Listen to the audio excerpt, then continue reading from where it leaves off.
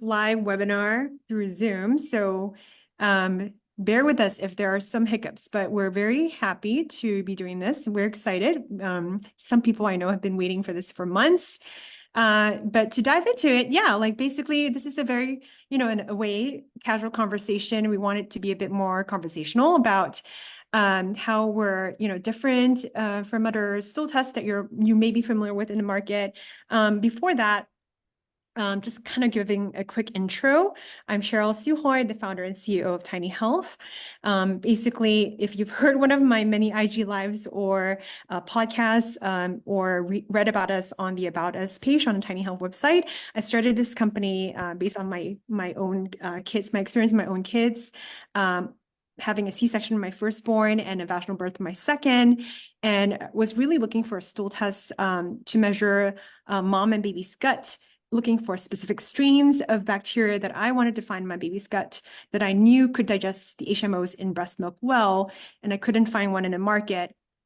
And basically, I found out that all the stool tests in the market are for adults using adult reference ranges, and I was looking for something specifically from what I read in all these academic papers during my research for how to course correct major imbalances in a baby's gut as it relates to their immune system for the lifelong health, and to really prevent chronic conditions like eczema, asthma, and allergies. So that's kind of like, why I started Tiny Health a few years ago. And, like out of a need that, in our children's population, this really, the first 3 years really is the time, the first 1,000 days really is the time to course correct imbalances. And if I felt like I benefit from it, then we wanted to bring it to other parents and practitioners too. And now we've expanded to older kids and adults as well, and we have a vaginal test as well. So yeah, that's my background, and we can dive into the science of it. Kim, do you want to also introduce yourself? Hi, I'm Kim Sukhum. I'm the head of science here at Tiny Health, and I've been with Tiny Health for over 2 years now. So really helped develop all of the metrics, the bioinformatics pipeline, everything from scratch before we really even had a full product to release. So that's been very exciting. Before I joined Tiny Health, I was working at Washington University in St. Louis as a faculty member in the immunology and pathology department. My background is really strong in that microbial genomics interface between that clinical microbiology, so culturing, PCR, sequencing, and how it relates to the gut microbiome. So I'm really happy to dive into the science here and chat about how these different tests and these different assays can kind of come together to really inform us about gut health and what this kind of means for you as you're looking for gut health tests. Yeah, and even before we dive in, I wanted to chime in here on Kim's contribution. She really is the foundation of Tiny Health's metrics and science. One of the papers I read when I was doing my research after my C-section of my daughter was that, how does a C-section gut, a baby gut, look different from a vaginally born gut? And there are very distinctive differences. And one paper in particular that I read was that there's a C-section signature in a baby, right? And by 1 year, if that C-section signature is gone or removed from the baby's gut, then their risk for asthma would have been reduced by four times. So I was desperately looking for a test to help me measure that. Couldn't find one. And lo and behold, when we started Tiny Health and Kim came on board, she created our Tiny Health C-section index. So if you are, I believe, 1 year and under, and you had a C-section, you can check your C-section index. The caveat here is that, we do see some vaginally born babies with C-section indexes as well. We don't know why, but that just means, it doesn't mean you had a C-section. It just meant that the microbes we detected in your baby's gut looks a little bit more like a C-section gut, meaning there's more antibiotic resistant bugs that may have seeded the baby's gut from perhaps the hospital environment. They tend to have more antibiotic resistant bugs. So, yeah, like I'm just really proud that we have that index now. Oh, thank you. Thank you very much. All right, let's dive into it. We've got some slides to lead you through as well. So I'm gonna You want to share share screen now. screen? Yeah, and hopefully this works out all right, and I will get a message if this doesn't. Okay, cool. Mhm. Awesome. Then let's dive in. So yeah, just to kind of reiterate what we've been saying again, I'm not going to harp on it too long, but Tiny Health is the really first and most comprehensive gut health platform for babies and expecting parents. This was really our foundation where we started. We've really expanded and we really like have moved beyond just babies. We talk about toddlers, children, adults, vaginal health as well. But really like our core focus was initially on that expansion of our health platform for babies. And so our metrics and our tests have really been designed around this idea that the gut microbiome is a very important and complex community. And it's not enough to just look at a few taxa and kind of understand what they're doing. We really need to look at the full picture and get an idea of what a balanced gut looks like, how do we measure it, and what does it mean for you and actions you're taking. And of course, there are other tests on the metric that on the market right today that really focus on gut health as well. We wanted to flash up a quick comparison of some of these other tests and where Tiny Health kind of compares to them. Some of the big ones that you've probably seen before are GI Map and GI Effects. That's what we're going to dive into in more detail today, as well as metagenomic tests and 16S tests as well. There's a lot of information here, and I really invite you to come to our science page and peruse it at your leisure, where you can really compare everything. But some of the big things I'll point out is that the differences is we have really high resolution and detail all the way to strain level resolution, which we're actually going to start releasing this quarter, probiotic strain tracking of the probiotics that you're potentially taking or what's showing up in your gut, which is really something that like nothing else on the market currently does. We also are very extensive, so really high resolution as well as extensive, which means we can detect all bacteria, viruses, fungi, and parasites, while many of these other tests are much more limited to a smaller like bacteria only, or really just like kind of the particular taxa of interest that they're probing for. So really high resolution as well as a lot of different bacteria that we're seeing, and really kind of high accuracy in this as well. So I think it's something to kind of like set our basis for, and then we can kind of expand on what the technology differences here and why these kind of points I'm bringing out matter and why the technology kind of drives into that. Do you have anything else you wanted to say here, Cheryl?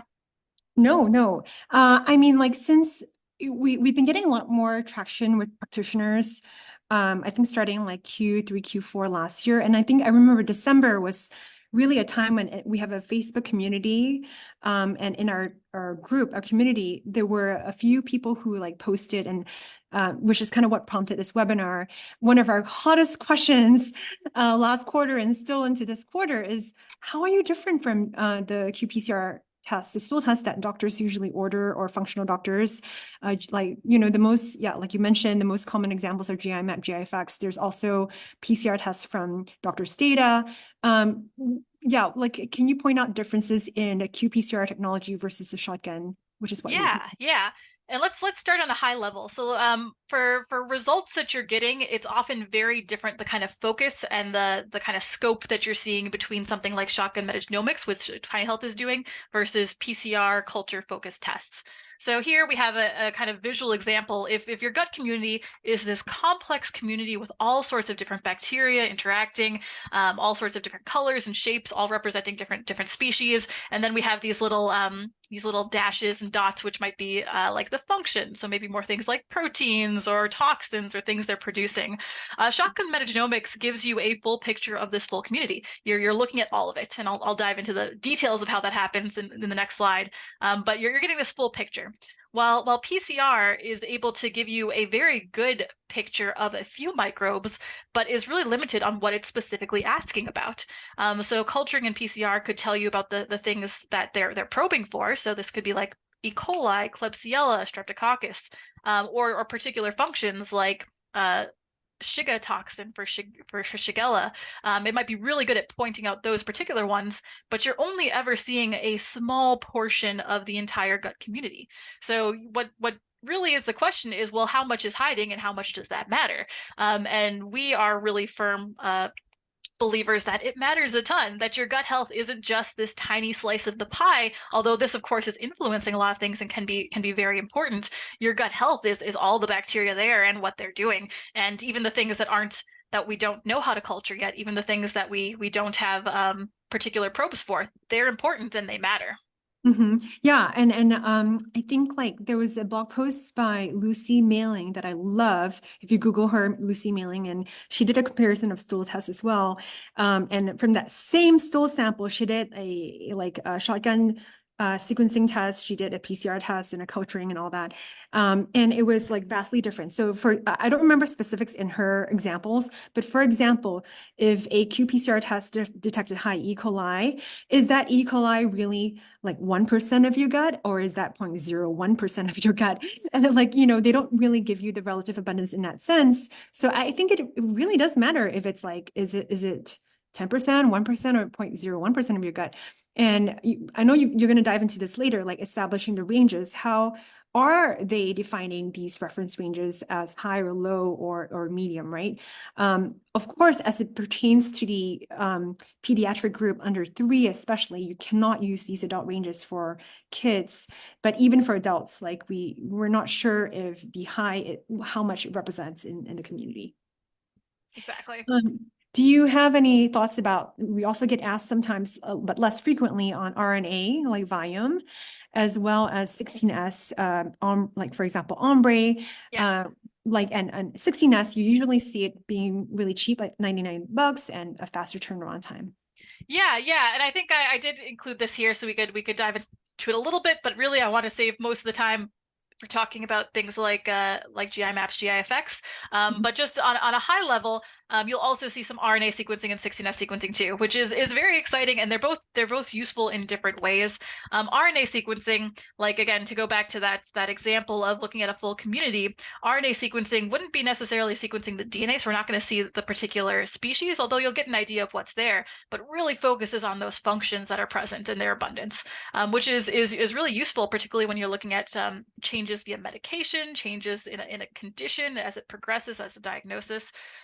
But it's much less stable. So your RNA is constantly changing. If you're sampling your RNA from your gut in the morning, it might be different in the evening. It might be different after you eat. If you're more stressed out, if you've had a long night's sleep, if you like took a vitamin that day, all of these could really have a big influence on RNA. So it's very important to have like controlled samples that you're comparing to get an idea of what RNA looks like. We don't really have that, and we get this question asked a lot. How stable is DNA? How stable is your community? If it's changing wildly from day to day, what does it even matter?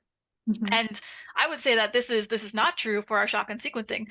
For shotgun sequencing, you're definitely getting a stable community that will, if you were sampled 3 times across a week, we'd be able to tell you exactly which sample was yours each of those times. It would look very similar to your first one. Maybe you'd see slight changes of certain species up and down, but the overall community looks the same for every Top single one. 10, yeah, the top 10 species are usually identical. Yep. It just maybe like 1 and 2 will switch. We have had customers who sample their baby themselves. This is a dad who bought a twin sample for each of a family member, 3 family members. He bought 6 samples every month for 3 months to 1 day apart, still samples 1 day apart. And they're so consistent that after 3 months, he's like, okay, I trust you guys. You're so reliable. It doesn't change. It's the same freaking the results, minor changes. Yep. So it's really testimony to like DNA, microbial DNA. Yeah, and I think we could even in the baby microbiome where babies are changing really rapidly over that first year, we can still see the thumbprint and the fingerprint of your unique microbiome. And this is really helpful then in our recommendations and as we iterate and figure out what are better actions, because we can see kind of a signature of which things are having a big impact on the gut microbiome, which things aren't really making the cut and don't really have a difference. And we really try to have that reflect on actions we can take as well. So I would say overall, like really, really stable. In fact, in adults, potentially too stable. And I'm saying that it's hard to change your gut microbiome, and for adults it takes some really concerted action, some really large dietary supplementary changes to make a difference in pushing it, because your gut microbiome is relatively stable, especially as an adult. There are Yeah. things you can definitely do, but it's going to take some dedication often. I know it um, took me 6 to 9 months. I had almost zero bifidobacteria, which is important if you want to have kids and babies. It took me, yeah, that much time of really strict, or like not strict, but disciplined dietary and supplement action. Now I'm at 10% consistently, even without ongoing supplementation. It's Yeah, possible. yeah. I think it's always very exciting to see success cases where it's like, man, I tried a little bit, but it didn't change. It's like you gotta keep at it. Yeah. And then Um, real quick on 16S. yeah, 16S. So this is actually 16S is what like founded microbiome research in a lot of ways once we moved beyond just looking at things like culture. Really gave us an idea of what the cool stuff that's there and how much of it is unculturable. But it really is like a single gene. So by 16S amplicon sequencing, you're looking at a single gene that's present in all bacteria and multiplying it. And you can really only get to the genus level with this. Like you can sometimes make inferences down to the species, but the end result is you have a really crisp picture with shotgun metagenomics because you're sequencing the entire genes, all genes present of a sample, while 16S is going to give you kind of a blurry community, still very community focused, but a much blurrier perspective, which of course the species do matter. It matters what's actively there, and you can't get function at all usually when you're looking at 16S. So you're missing kind of the big picture, but at least you're seeing it. It's just kind of blurry. Yeah, and you're not getting fungi or parasites, or you're only getting bacteria. Yeah, yeah. So then to understand better, like, we always say what shotgun is superior, but what is shotgun and how does it actually work? Yeah, yeah. I apologize if I dive a little bit too deep in the science for some people, but this I really want to give a perspective of what's happening, and we can kind of pull up from there.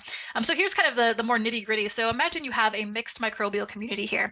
So here we're looking at all sorts of different bacteria that are present and mixed up in your gut, and you take that stool sample and you extract DNA directly from that stool sample.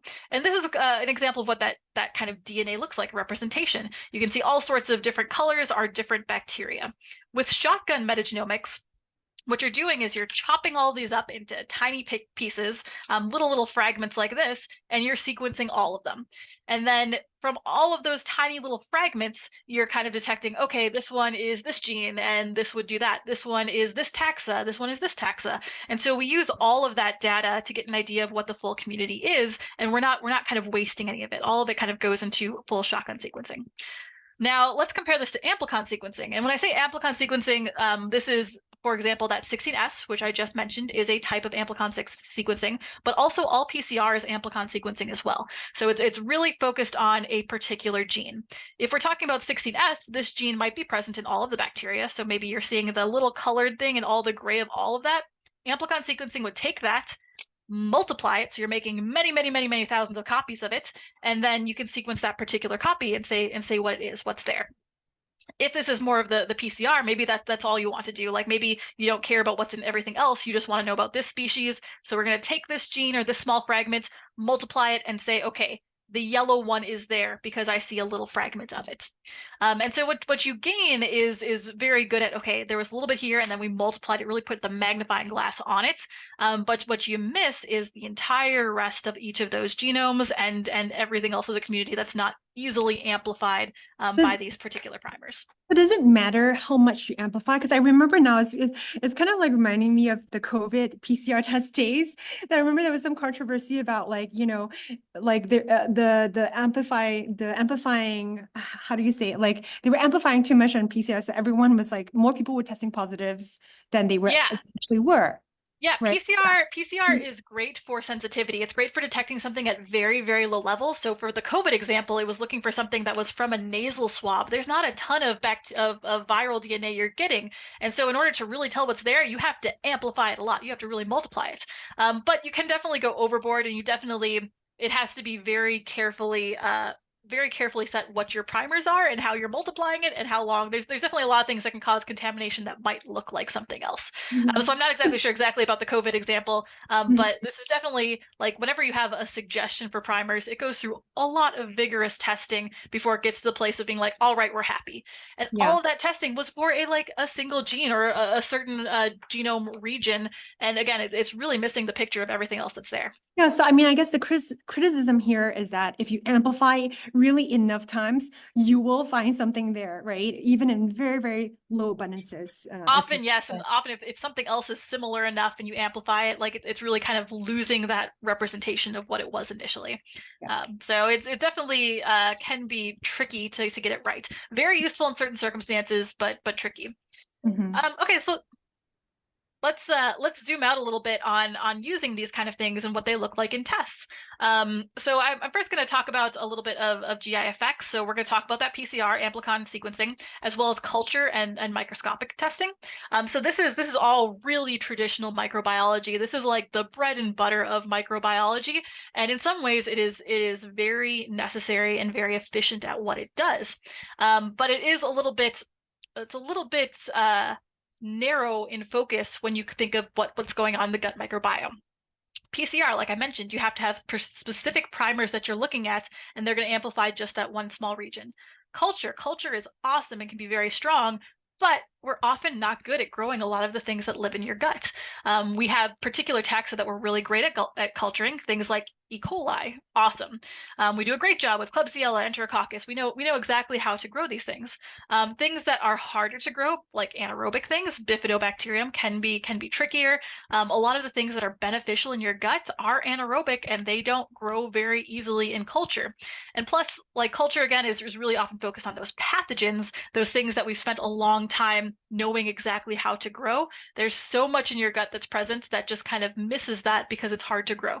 And then if it's hard to grow, it's hard to quantify, it's hard to know what's going on with it. And often these kind of like, okay, well, maybe it's not important. Well, our argument is that that stuff is still important. That stuff is still in your gut and playing a role in your community, even if it doesn't easily grow on a plate in certain lab conditions. Often you get these with pathogens too that are hard to grow, so that's why I think you get a combination. So the PCR is highly sensitive. I'm really good at picking out that particular gene. The culture can be more broad, but it has to grow on a plate for you to see it. And then once you've grown it on a plate, you're kind of asking, well, how quantitative is this? Like you can count cultures, of course, and get an idea of how many cultures you're seeing and how many distinct different cultures, but how does it track back to actual species and genomes in your gut? And then of course, like the last grouping would be more of like your microscopic testing. These are the things that we don't really have awesome traction with genomically. So things like worms, we don't really have a really good reference and resource of being able to pull out the genomes of them. But they also, of course, don't grow on a plate in the specific way. So there's other methods to kind of get at looking for Oh, these. we do detect parasites, and maybe we're not as sensitive as a qPCR, but certainly I've seen a 4-year-old with some symptoms. I think like frequent not diarrhea, constipation or something like that. And then we did find the parasite at pretty high detection limit. So we certainly see it before. Yeah, and I'll point out we're particularly good at certain types of parasites, things like blastocystis, where we have that genome really easily, and we can look at that and map that up. Really works pretty well. Giardia as well, we can grab that.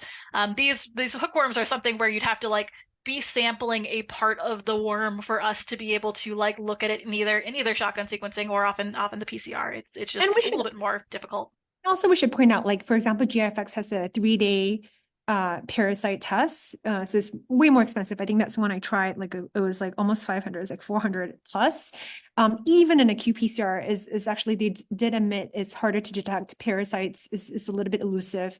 So even with a PCR, it's not really guaranteed. I'm seeing some questions coming in. Do you want to take a second to see if we should answer any of those, or do you want to continue? I think I can answer them in the Okay. next section on the our approach. Okay, cool. Yep. We can talk a bit more about, yeah, the GI. So we've kind of laid out here all the GI effects kind of metrics, and then the next slide is GI map. A GI map doesn't really, and we know it's qPCR, but we're not sure if they also add in a culture or microscopic testing. So there's a question mark there. Yeah, so I think like in terms of they do cover the grounds in the Klebsiella department. But however, I think just pointing out that they don't measure some functions like short chain fatty acids. Yeah. And a big focus again, like we kind of mentioned, like real big focus on pathogens. Like let's really like dive into the particular pathogen's presence, absence that's there. And then you've got this little section for commensal, and half of these commensals I would say are also pathogens that they have listed here. So I think those are the things that we really want to see and focus in on a healthy gut, healthy toddler, healthy adult gut, healthy toddler or child gut, and we're kind of missing the picture of like all that is just chunked into this kind of section here, where we're getting a very narrow view of it. Yeah, and you know, we will dive into some case studies, which I think everyone here will be interested in terms of specific comparing like GI map or GIFX with a tiny health report and pointing out those differences and why they're really significant clinically as well. So we'll dive into that a little bit later. I do want to Okay, point out I do want. that part we just presented was all on the microbial part. It is important to note that these qPCR tests has a non-microbial like stoichemistry component to it. Your secretory IG, calprotectin, and all that are what we consider the non-microbial part. So this is solely just focusing on the microbial part. Yeah.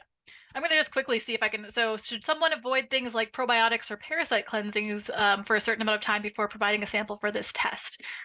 So we really focus on avoid antibiotics right before a test. That's basically the only thing we'll ask you to not sample if you've recently taken antibiotics, because that can wipe out the gut in such a way that makes it hard to sequence this. Things like probiotics, like we definitely recommend to pause on it for a week. It is possible that it's still passing through, even if it's been a while since you've last taken one, but we usually recommend some kind of solid amount of time before sampling if you're taking an active probiotic. This does include things like yogurt or things that like probiotic foods, which we naturally expect to be kind of eating and going through. As for parasite cleansings, it really depends on kind of what you're doing specifically and what you mean by that, because that is highly variable. And if you're taking an antimicrobial specifically versus if you're taking something that might actively be harming the gut microbiome, then we'd expect different things from it. Yeah, okay, I wanted to get to that one. Let's keep going. Differences in probiotic form versus consuming live pills. It's yeah, I guess we can dive into some of these other ones. I think we'll answer some of them as we continue to go. Yeah, we'll come back to it. Yeah. So a little bit again about the differences in how these work. I think I'm going to try. So I dove into a little bit more of the detailed like methodology. Here's a little bit for like big picture what's happening, a little bit of an analogy. So imagine your gut is a puzzle, right? And you have all of these different pieces with all of these different colors. If you're using something like PCR culture or microscopic testing, it's usually focusing on a particular one. So maybe of this entire puzzle, maybe you get 3 pieces or 10 or 15, but still you're only getting a very small proportion of the full puzzle. It's very good at finding what it looks for, but it misses kind of the rest of the whole picture. And really, like, you're not seeing any of this. You're just seeing those few puzzle pieces you've collected all together in one spot, and you're trying to make interpretations based on that. So benefits, great sensitivity to things at low abundance, really able to focus in on what it wants to find, very specific, really good at that presence absence detection. However, like on the downside, it often requires a lot of assays, especially if for every single one, you have to have all that tailored validation for another test. It's not easy to add on a bunch of new species if you're interested. It misses that big picture. And then like what we're going to get into a little bit here is interpretations of ranges. What does it mean? Like when it says you're high on this, low on this, a little bit's there and not a lot's there. How is that comparing to, and what does that mean for your actions that you take specifically? It definitely gets a little bit fuzzy when you're doing something with that's looking at that kind of narrow scope. It also makes things like pathogens seem more abundant than they are often because of that big focus on them. That huge focus on things that that are really negatively present in the gut really misses what else is there and really kind of like shifts the conversation to how do we eliminate all of these things, which when we know in gut health, it's not often all about.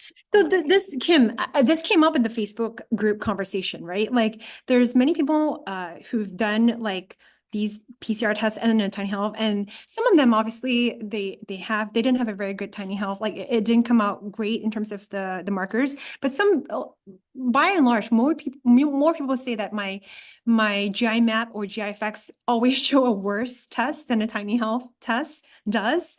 And we think it's because they're, if you're only like probing for the 20, 30 pathogenic microbes, then they obviously will appear, just as we explained earlier with the amplification, it appears like they are more significant or more abundant than they may actually represent in your gut, right? And this is really big, especially when you look at baby samples. Baby samples tend to have a lot of these pathogens at low, like I'm calling them pathogens. They're not pathogens, they're commensals, but they're unfriendly species. So they're things that we often think of in the appropriate circumstances with the right genes might cause infection or might have issues. However, in babies, they are just more abundant when you are very young. And this doesn't have to be based on like a C-section or antibiotic usage. We just find in all babies, they're just much more overrepresented. So if you are sampling any baby under 3 with one of these tests, it often looks really, really bad. A lot of negative things, a lot of things are popping up as too high because they're too high for an adult range. However, if you were sampling thousands and thousands of babies and comparing them, it definitely shifts what we consider as Yeah. bad One and unexpected. One example I always use is, for example, like if you and I had 5% E. coli, that's really bad. Like we probably have some sort of IBD, IBS, but 5% in a baby when you're old is perfect and healthy, and we want that. We actually don't want the Enterobacter, the E. coli to be 0% because there's a function for training the baby's immune system. So you want some of it, right? So in a PCR test, the E. coli will flag as high, and then maybe someone will get you on a antimicrobial when you shouldn't really. So I think that's the danger using that for under a 3-year-old baby. But there's also like commentary on H. pylori, the next slide, right? Like Yeah, yeah. almost all GI map tests apparently, or 80% of it comes back with H. pylori positive. Like, so is there an over detection basically? And there's a controversy. We posted this kind of paper that find doctors' data published, so it may be a little bit biased, we're not sure.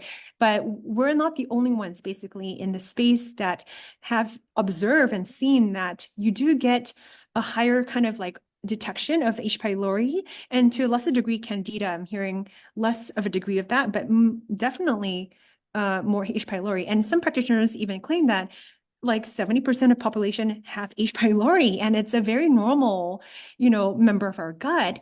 And in fact, it lives in the upper intestines, right? So you kind of typically won't find it in the large intestines, which is what the stool sample will detect. It's not going to detect anything in the upper gut, the small intestines. So, like there may be some presence of it in very low abundances, doesn't mean it is an overgrowth. What do you think about this? Yeah, no, I agree. I feel like it's something that should probably be explored a little bit more, whether it's just present in everyone or whether tests might be too sensitive, so it looks like it's present in everyone.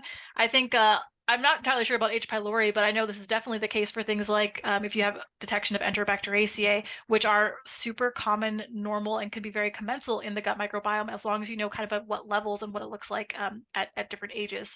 So I Mhm. would say this is something that like should take with a grain of salt some of these results where it looks like we're seeing a lot of really negative things when really it depends on what is the rest of your community like. There are definitely cases where potentially a very low abundance pathogen is causing problems and is something that one thing is the trigger and that's what's wrong and nothing else. But often what we think of is the community as a whole and how it impacts gut health, and it's often not just one single player at low abundance that's a result of everything. And in this paper, this is highlighted. What was it? 26, what was Oh, the sorry. 26% false positives? Yeah, so specificity was of 26% due to many false positive results. So I think there's definitely like thinking about it on the other side too. What does it mean when you get a positive result, and how does that kind of impact based on the rest of your result? Mm-hmm, mm-hmm. Um, let's see. Yeah, so then the flip side of this is then the shotgun metagenomics. What are we seeing from shotgun metagenomics? So this is often the gold standard microbiome research. This is something that like again, like the microbiology's core is often things like culturing and PCR. But when thinking about microbiome, this now we're trying to expand. We're thinking about it as a community, not just like the 10 taxa that we can specifically look really well at. So like today, nowadays, when we think about microbiome research that's going on, everything that's looking at these different conditions and how they're associated with the gut health, what it means for long-term health, all of this is being done with things like shotgun metagenomics, which is why we really focus on shotgun metagenomics when developing this test. It didn't make sense to develop a test that's using old technology like 16S or is really limited in how it can expand, like things that really focus on PCR. So we wanted something that really was capturing that whole picture and that we could use to continue to expand both research as well as like compare to the latest research that's been coming out. And going back to that puzzle analogy, here you've chopped up the entire gut microbiome. There's no amplification. You're not getting any kind of bias of certain things that are amplifying more than others. You're looking at the whole picture and can usually get an idea of like, okay, here's everything that's present, even if we don't really know what that is, and can use that to get an idea of what's going on in your gut. It measures all So micro. Oh, what go you ahead. said, sorry, I just want to repeat because I think that's a really important point. There's no amplification in shotgun sequencing. You're chopping up all the fragments of DNA and the microbial DNA, and it is what it is. Yep. Right. And And that's, you're yeah. sequencing everything, so it's definitely you're getting everything that's there. And then again, I really want to point out you can detect down to the strain level. This is huge. I mean, it might not be. It's hard to see why that is when we're initially moving to like species. What's the species doing? But the species have a lot of different functions that are happening on them, and it's important not to know just what species is there. Say E. coli, you need to know what it's particularly doing, what are its functions, what are its genes, is it pathogenic, and really even the species level to some degree is not enough resolution, and we're really driving to dive down to the strain level, which with shotgun metagenomics there's really no limits as you depends on how deeply you sequence and what you're kind of pulling from all these genomes. Mhm. And this next point, so shotgun really depends on a sequencing depth, meaning like how many million reads are you sequencing? We don't have to get into that, but really what that means is just how many puzzle pictures are you getting, right? In this picture, you're seeing some white spaces and all that, and that's how we piece together the genomic map to a specific species or strain. So the more pieces we have, the better resolution we have at even lower abundances. And that's kind of how shotgun works for this is more for the scientists. Yeah, yeah. And I mean, some products do shallow shotgun metagenomics with only a few reads. You can still get basically the same resolution as 16S, like that older method of amplicon sequencing. But we like, we know at deeper shotgun metagenomics levels, what you gain from it really kind of expands. Mhm. Now there are some downsides to this, and I guess that it's stuff that people have been seeing. It often, because there's no amplification, because you're not really like sitting there with a magnifying glass looking for a really specific thing, it can be less sensitive to microbes that are at very low abundance. If you have only a few reads of something in a pool of millions of other things, then it's easy for those to get lost and not come up on a test. So there Mhm. is less sensitivity to things at very low abundances. So We you are could working. find our levels are our abundance levels up to or down to 0.05%, right? Um, Yes, yes, yes. 0.05. So we don't show anything under that because in the sequencing that we use, we're not super confident that anything under 0.05 is super accurate from a mapping perspective, right? But we are working on the resolution of it. There is kind of, probably by end of the year, we will get down hopefully to 0.01%. So, but we want to be confident in it and we prioritize the confidence level. And we do like, I think this is nice with, we can pair this with things that do like some real focus in on those stuff that's hard to culture and will kind of go, or hard to get in shotgun sequencing. And I can get into that a little bit as well, that our test Tiny Health paired with like the pro version, or maybe even some QC PCR add-ons that we're moving towards would really give that more help us kind of build up from those downsides. It Mhm. also is limited to microbes with genome sequences. So if something is really weird, we often will get the DNA there, but we won't be able to tell you what it is. This also is why potentially worms might be hard. Also, like I mentioned, you'd have to get the DNA of that worm. So if it's present, but you're not actively potentially swabbing it because of all the bacteria that's there, you're gonna potentially miss it. And this is like, I'm not expecting you guys to take away anything from this, but just like for representation, this is what a tiny health report looks like. An adult. Where here in adult gut, where you're really seeing like, here we kind of spread them out with the description and what here is with the different taxa. And so here's the top 20, but you can see the 100 plus extra 100. ones that are also there. And from that single shotgun metagenomic sample, when we were comparing before to like, I'm gonna just scope up like here, like this seems like a lot of taxa. We're looking at a lot of different species here. This is like unique to everyone's gut, and everyone will often have hundreds of different species at least per gut. Babies tend to be less diverse, but in adults, like there's so much diversity here, and each of these could be potentially important players to what's happening to your gut health functions. And that's why we have a way of categorizing all the microbes into like beneficial, where we're pretty confident they're really good for your gut, into unfriendly or like variable, meaning like they may be good in small quantities, but maybe problematic in high quantities, or where these literature kind of is unsure, there's kind of half-half. And then unknown is maybe something that, even the scientific world isn't really exposed to. There's more research needs to be done to uncover what those like unknown microbes are in your gut. Like you'll see some stuff like this every now and then that's like, what is that? That's not really a name. Well, that is a genomic species. That is something that we classified with our genomic database, and it is present and it is found in a certain abundance. And we have sometimes a description that just says like, not lots known about this.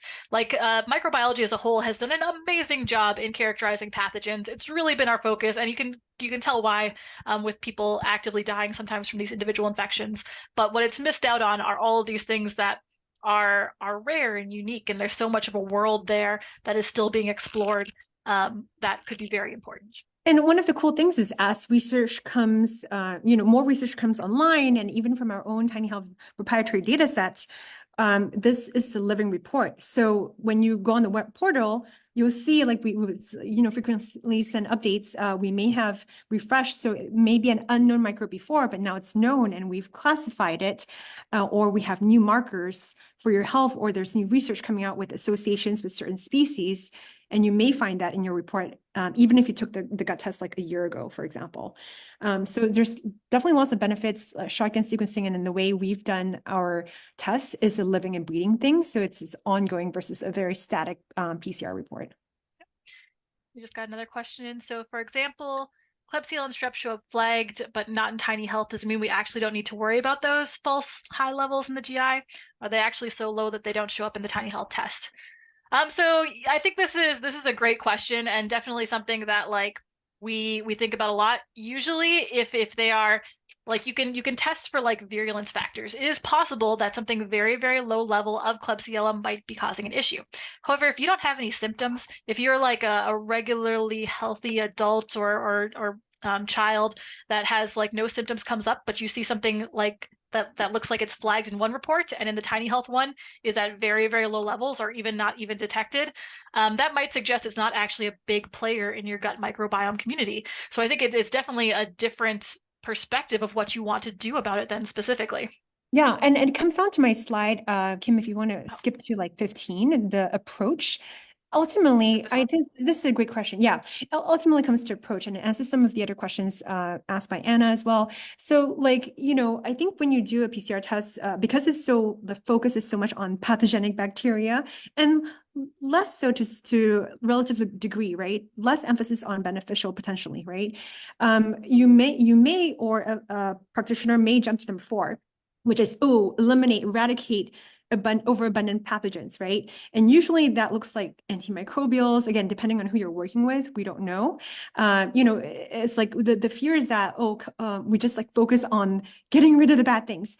But, we at Tiny Health at the very least, or we like to work with practitioners who take a different approach in going first with number 1, which is really crowding out the opportunistic pathogen. Again, they're opportunistic, right? It doesn't mean that they're there and definitely doing a bad thing. It depends on the overall community of your gut, right? So you may be completely deficient of beneficial immune building bacteria like bifidobacteria or lactobacillus or something like that.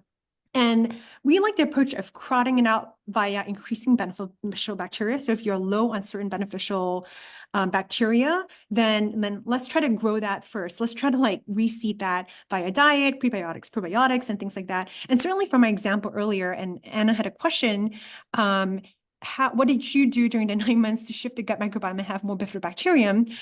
We learned at Tiny Health that if you're just, taking a probiotic without like giving it the food, which is the prebiotics are the food to the probiotics to make it stick around and stay there, then it may not colonize. So I learned that, and my biohack was to pair it with an HMO that, is commonly found in breast milk, but there is now a supplement for adults as well and children. And so a good bifidobacteria probiotic paired with an HMO was able to reseed or recolonize an adult gut that was completely deficient of it, right? But of course, to maintain it, then I had to have a fiber-rich diet. I did a lot of kefir, homemade kefir and fermented foods and all that. So, I think like, there's a question too, like, is fermented foods better or is a probiotic better? I don't know, frankly. Like, I believe in combining like, capsule supplementation with dietary actions for long-term maintenance, right? So that's my approach, and other people might have different approaches. But that's number 1 is you would do. We would like to emphasize the beneficial. And then secondarily, you can go to like digestive issues and inflammatory immune response markers. And this is where the pro stuff, that maybe the non-microbial stuff may come in, and Kim will walk through that as well. And then thirdly, or do you have symptoms like what Kim mentioned earlier? So if you see these pathogenic bacteria popping up, Whether in a tiny health test or a PCR test, do you have symptoms accompanying that? And it may give you a clue that, okay, maybe that's causing some issues, right? And if you don't have symptoms, but it's popping up, say, in a PCR, but not in a tiny health test, then I would say don't really do anything to kill, don't do like harsh antimicrobials because you're not having any symptoms, so it's too low in abundance in the tiny health test to show up, meaning it's so small that I would really caution someone against doing strong antimicrobials when there's no symptoms, but it appears in a PCR test. Yeah, and I'd like to dive a little bit into that next and kind of transition then to like symptoms, what do we mean by that? Because I know someone mentioned eczema specifically. So while we're talking about often with symptoms and infection, we often think about things that are like vomiting, diarrhea, gut infection signs, fever, not necessarily eczema. When we talk about eczema, we think of this as something as an immune response overall. So let's chat a little bit about that because Tiny Health really is interested in eczema and better understanding how the gut microbiome impacts this. And we feel like our test does a good job of really kind of looking at this in a balanced perspective. So we of course have all those where we can dive into here's what our biomarkers, conditions biomarkers looks like specifically. So we have a whole section that's devoted just to eczema, food allergies, and asthma later in life. That focuses not just on unfriendlies, although of course if we see high amounts of things like Enterobacteriaceae, Streptococcus, this will raise flags, and then we can see is this high for your age, and if it's high for your age, should it be addressed?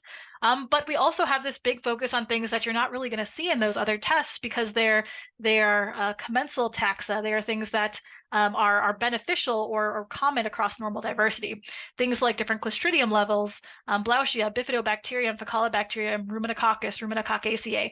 All of these are really important members of your gut microbiome. These are the positive beneficial things that maybe weren't in that initial pie slice.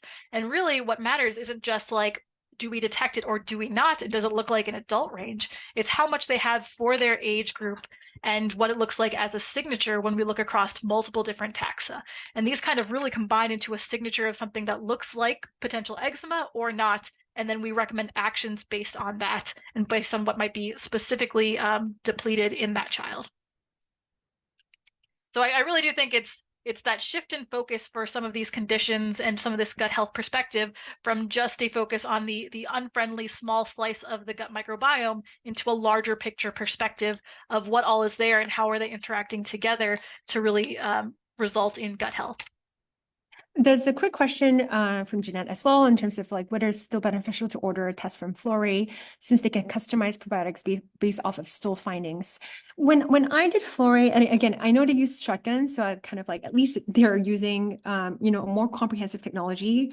When I did it, at least for my 2-year-old son, again, like remember, kids under 3 have a different reference range. They were using the reference range from the American Gut Project, which is all based off of adults. There's no kids in the American Gut Project. So I was like, oh my gosh, because my son at 2 had pretty high bifidobacterium, really, really high. And the report from Florey came back as negative, as like he has low diversity and it's not great. I'm like, what? It's great for I think he was maybe even 18 months only at a time. So did I trust that probiotic? No, because I felt like they were using the wrong range for my kid. And I can't comment on the adult. Maybe they're a better kind of probiotic for adults. But then again, I mean, can you truly customize, probiotics? And like, that's why we don't want to do our own supplements because we feel like it's a little bit of a conflict of like, oh, show you a report that maybe shows a lot of things off and then here, sell you more products. We would rather stick to the science and keep up with the science and then recommend you other products out in the market that we've validated, and our clinical team takes that very, very seriously. Cool. I think let's dive back into the non-microbial markers, since we did touch on this briefly, and I think this is something we'd really like to chat about with these. So we talked a lot about the bacteria that are there. What about the non-microbial things that we see? And here's an example of GIFX, GIMAP, and here's Tiny Health. So this is Tiny Health's Pro results specifically. So right now we do have an add-on Pro that a practitioner can order that will also look at these same kind of stool chemistry markers. And you can see that they really dive more into what's going on, like through the through the individual, through the human side of things, digestion, absorption, inflammation, and then some metabolites as well.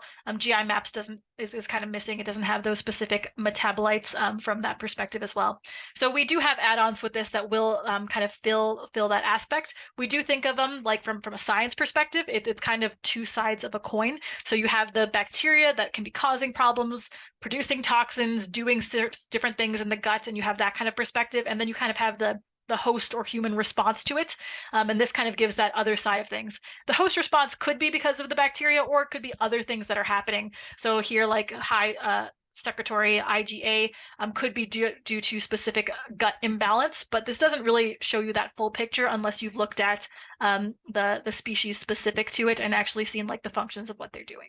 So we do think they're interesting flips of a coin, and kind of together you can get an interesting picture for them, although they're generally offering potentially less just general value than something that would look at just the gut microbiome. Anything else you want to say here, Cheryl?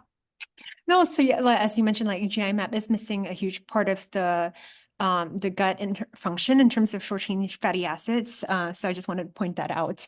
That is pretty essential. Short-chain fatty acids, especially butyrate, is for adults quite essential. It really protects your gut barrier lining and has a lot of benefits. And yeah, but I think like not a lot of people know that we have this pro version on the right side here, because it's only available through practitioners. And as you may know, Tiny Health we created this company to be very accessible to consumers and parents and whatnot. But now with more practitioner communities, we do have this pro version, which then I spoke to a practitioner yesterday and she was like, you filled in a huge gap in the market with Shotgun plus the non-microbial stoichemistry part, and this is a game changer. So thank you, Amy, for that testimony. But she was very happy that we created this test. This is kind of the price range, the price rate for the pro test, but we do have practitioner discounts. So if you are a practitioner, you'll get it at a cheaper rate, and you can order this for your patients. If you're a customer and you're working with a practitioner, similar like GI map and GIFX, you do need your practitioner to order it, because the non-microbial part is where they can best help you interpret it. With the caveat that, again, these non-microbial markers are only for 3 years and above. They're really not suited for under 3. Tiny Health, obviously, because we kind of started with under 3, we hope to establish new reference ranges for these non-microbial markers eventually as we get more data for this cohort. Cool. Yeah. And this is also, this is something we're excited to announce, actually. So we've been getting some feedback from practitioners. If any of you have done a Tiny Health test, our PDF right now is really long, and it shifts based on what's in your gut, right? So we report, because it's shotgun sequencing, and we show you everything in your gut. It's pretty extensive and it's a long report. So we've gotten a lot of feedback from practitioners, especially that they want things to stay stable. So we've designed this new, really amazing, what we think is industry, like kind of the leading stool test in the market now with the pro version, that has a very similar readout from what you get at GIFX or GI map, frankly. We won't go into it in detail. We also show you where you are compared to population. And most of all, we show you a full picture of what's in your gut, so you're not missing out on anything. And we'll go into a specific case study for what you could be missing with a GIFX or GI map. Yep. And I think we are closing at 4, so I want to make sure, like, we're gonna plan on going into some examples next, but we're happy to answer other questions too as they pop up. But awesome. So that is an example of what our PDF now looks like. So let's dive into some case studies. This is an example of, in an adult, what the kind of value add is here for shotgun metagenomics and what we're kind of seeing when we compare it. In this particular case, the top taxa that we see, so again, these are the top 20 taxa that we're looking at from the Tiny Health report. The top taxa we see is actually Klebsiella oxytoca.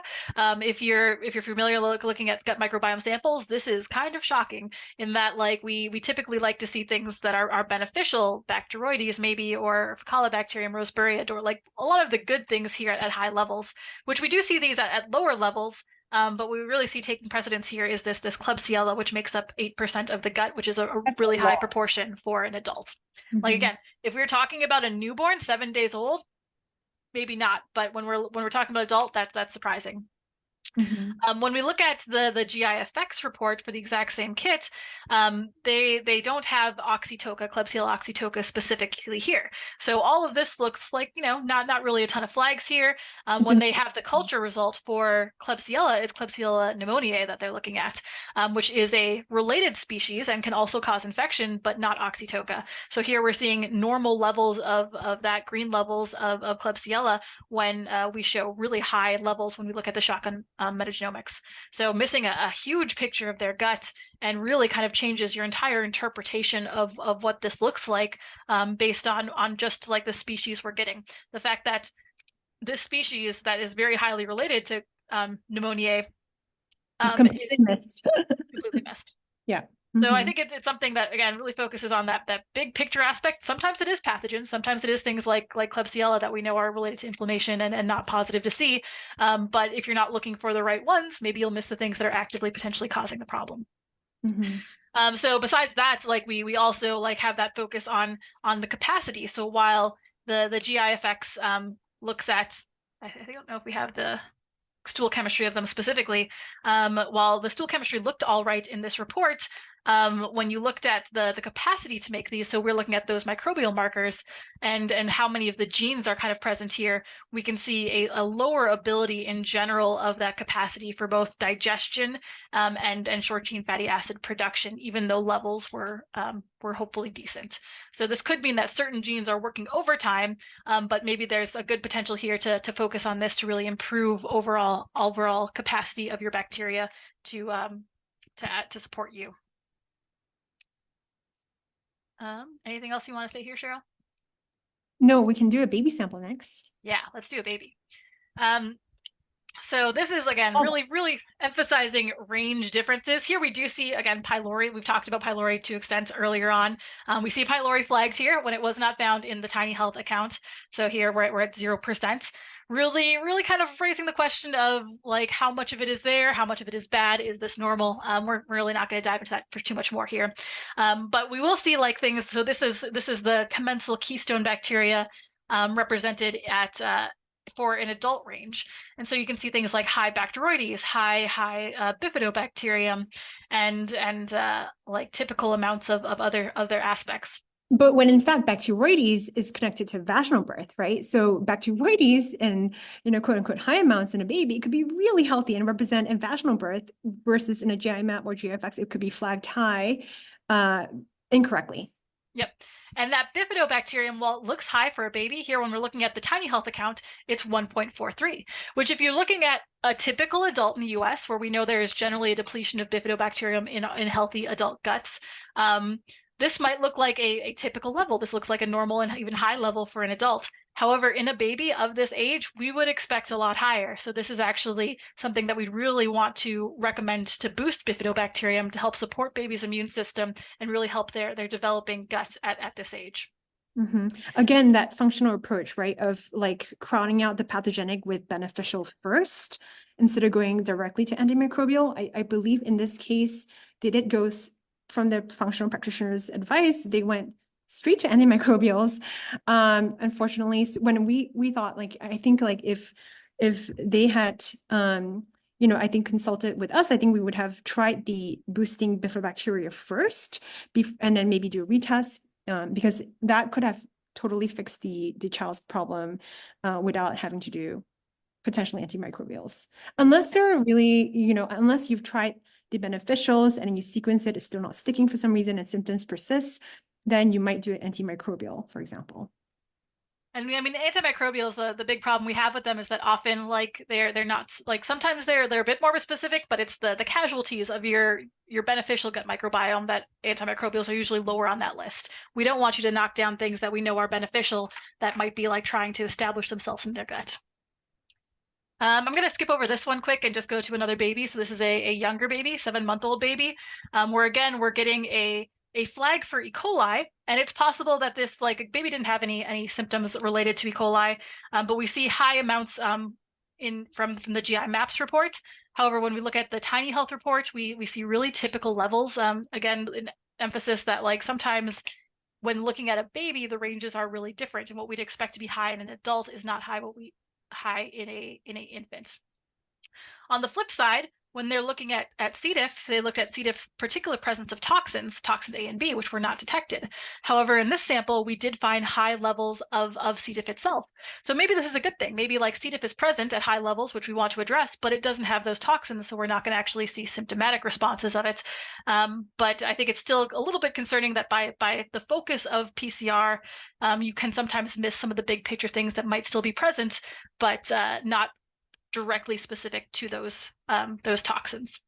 And because shotgun, we have the strain level capacity, which we're launching soon in phases, eventually we can go down to the virulence factors of some of these species, right? Yeah, virulence. I mean, and we're doing that in two different ways, both the strain level as well as the functional to like actually have that toxin readout to kind of give a bigger picture example. Shotgun metagenomics kind of gives you it all as long as you're going at a deep enough depth that you can start seeing are those genes present as well. With the caveat that if it's at very, very low abundance, like we've talked about, it's potentially like kind of lost in the sea of things that are happening. Yeah, great. And again, kind of that same response here that we're seeing bifidobacterium at high levels here. 12%, again, in your typical adult, if this was a Cheryl sample, that's an awesome amount. For a baby of this age, we want closer to 50%, 80%. 12% is really low. 12% is something we really want to bump up to help crowd out the unfriendly and really kind of support the gut. All right, I think that is all we have time for. Cheryl, is there any closing statements you'd like to make? Anything I missed? No, let me see if we have answered everyone's questions. Like there's one around how long does it take for a microbiome to change when moving to a different environment? Like we moved from California to Texas and our whole family's gut kind of like took a plunge because water source is from a lake, not like, it's different, and we had to resource our food. It took us about 6 months, for adults usually. Again, if you have kiddos that are under 3, like especially under 1, it could take 2 months. They change their guts really easy, which is why test early, if possible. If you're an adult, it doesn't mean you can't change it. It just takes longer and you have to be more disciplined about these changes. We've seen adults switch from a omnivoric diet to like a vegetarian, and even a year after, like they still have that presence of the things that break down high protein, high fat. So it looked much more like an omnivore gut. So it can take a while, and it can depend on what you're eating and what you're feeding those bacteria that are present. I had a friend who's been, like they've been a normal diet eating meat for like, I don't know, 30 years. And then for the past 3 years, I think he turned vegan. And he's like, why do I not have Prevotella copri, which is associated with fiber? And he has a meat loving gut. I'm like, 3 years is maybe not enough. Because sometimes some of these fiber loving bacteria, like P. cropri, may have been extinct and it wasn't found in his gut. And it's really hard to get them back, So there are some species that are very sensitive, so it takes a while to get them back. And you do need a lot of prebiotic supplementation with the probiotic to get it back. Awesome. Yeah. Okay. I think there's just one more. Sorry, just a couple more around if we have 2 minutes. Probiotics taken by breastfeeding mom, does it transfer to baby sample? I can answer this one because this is something that's really cool with our probiotic strain tracking. I think it's something that we've had the suspicion for a while that it's possible it could be transferring to baby. It's definitely one of our hypotheses that if we have a mom taking a probiotic, if she doesn't have bifidobacterium, it can potentially seed baby, because sometimes we've seen these samples of paired mom baby samples and are like, where is the bifidobacteria coming from? Well, she's taking a probiotic. With strain tracking, we've actually gotten to the level of detecting the strains that mom is taking in her probiotic in baby's 7-day sample or 3-month-old sample. So again, just like not conclusive, very anecdotal evidence, but definitely supports that probiotic that mom is taking can end up in baby all the way to the strain level. Yeah, really exciting results. So check out your probiotic strain tracking when that's released, hopefully. Exactly. I'm also, because I took seed for a long time, so I want to see if the seed strains show up in my gut, because I knew that something seeded my gut, right, with the BIFs being so high. Someone here, Jenny, asked, speak to more about adults taking HMOs. Basically, human milk oligosaccharides, HMOs, are what's found in, they make up 1/3 of breast milk, right? The reason why the baby's gut is so high in BIFs is because your breast milk is feeding those healthy bifidobacteria that babies are supposed to get from mom during the birth process and labor, right? And they're also continuing to get the BIFs through breastfeeding. So the HMOs in breast milk are meant to help these BIFs colonize in baby's gut, and they make up almost up to like even in healthy state, 90% of baby's gut. As an adult, BIFs are really sensitive to antibiotics, a poor diet, just medication, illnesses, and things like that. So once it's gone, it's really hard to reseed it. But taking an HMO supplement that's available now to adults and kids, you can mimic the environment in babies, right? In like infancy and reseed that if you're taking probiotics. So that paired version is very efficient, we've seen, to recolonize your adult gut. With that, I think we answered everyone's questions and made it to 5 minutes over. So thank you everyone for bearing with us and attending and asking really interactive questions and engaging questions. And certainly thank you, Kim, to lend your amazing, brilliant brain to Tiny Health, as well as all our audience here. Thank you, Cheryl. And yeah, I'm happy to again continue posting questions and having discussions. We'd love to do more of these in the future because I think it's just so cool to dive into the science with everyone. Yeah. All right. Great. Bye. Bye. Take care.